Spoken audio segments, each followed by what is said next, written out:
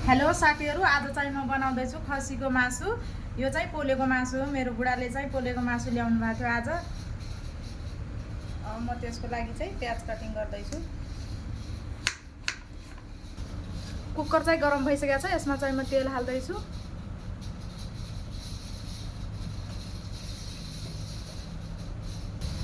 अब चाहिँ म यसमा जिरा हाल्दैछु। यो चाहिँ जिरा, यो चाहिँ तेजपत्ता,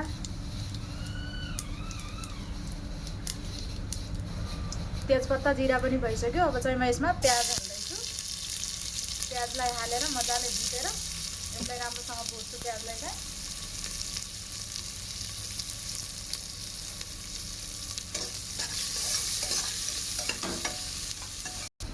अब चाहिँ मासुको लागि म मसला पिस्दैछु। यो चाहिँ सुकेको खुर्सानी। मैले मसला चाहिँ घरमै बनाउँछु। मैले रेडीमेड मसला खाँदैनौँ हामीहरू। यो लसुन, यो चाहिँ अदरक,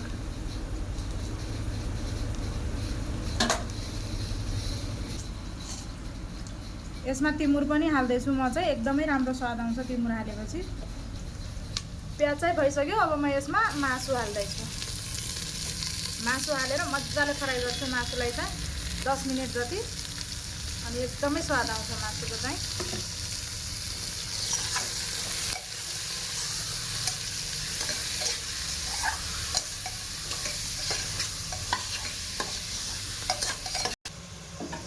मासु चाहिँ फ्राई भइसकेको छ एकदमै राम्रोसँग। अब यसमा चाहिँ म पिसेको मसला हाल्दैछु।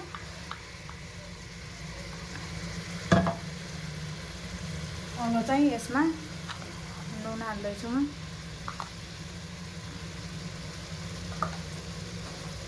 हल्दी पनि हाल्दैछु। हल्दी हालेको थिएन, हल्दी चाहिँ अब हाल्दैछु म।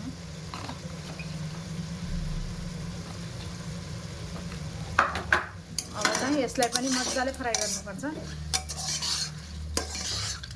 मसला हालिसकेपछि पनि मजाले फ्राई गर्नुपर्छ। एकदमै फ्राई गर्नुपर्छ यसलाई मासुलाई चाहिँ।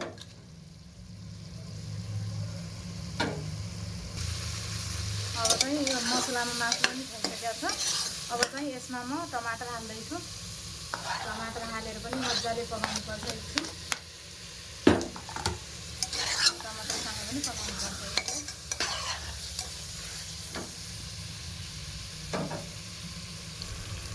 टमाटर पनि गलिसकेको छ। अब चाहिँ यसमा म पानी हाल्दैछु।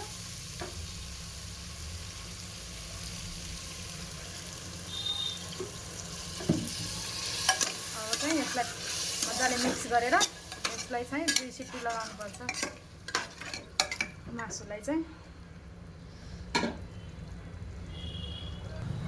अब चाहिँ यसलाई म सिटी लगाउँदैछु मासुलाई चाहिँ।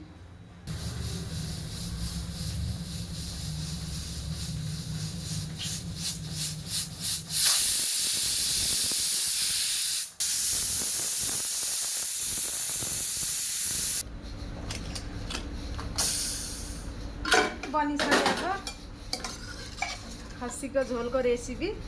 यसमा चाहिँ म धनिया हाल्दैछु।